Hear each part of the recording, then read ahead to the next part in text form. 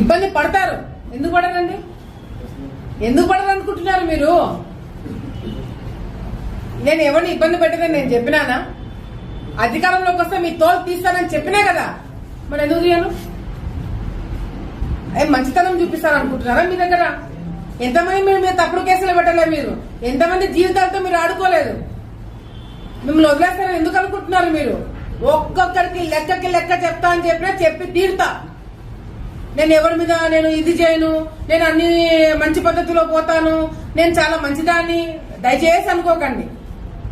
మీరు తప్పు చేసింటే భయపడండి, తప్పు చేయకపోతే ప్రశాంతంగా ఉండండి. డెఫినెట్ గా నాకు రెడ్ బుక్ ఉంది.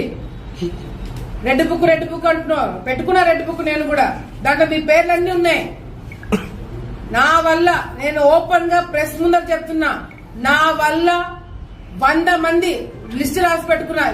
2-3 పాపమని తీసేస్తున్నాను కానీ 100 మంది నా వల్ల ఇబ్బంది పడబోతున్నారు. ఓపెన్ గా చెప్తున్నాను. 100 మంది లిస్ట్ నా దగ్గర ఉంది.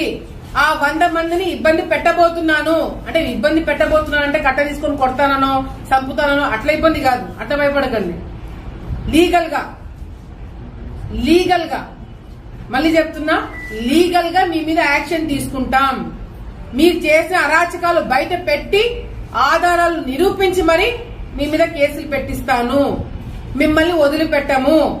ఎందుకంటే ఆలగడ్డ రాజకీయాలు నాశనం లేపింది మీరు కాబట్టి మీకు శిక్ష పడబోతుంది. మీరు జాగ్రత్తగా ఉండండి అని నేనే చెప్తున్నా.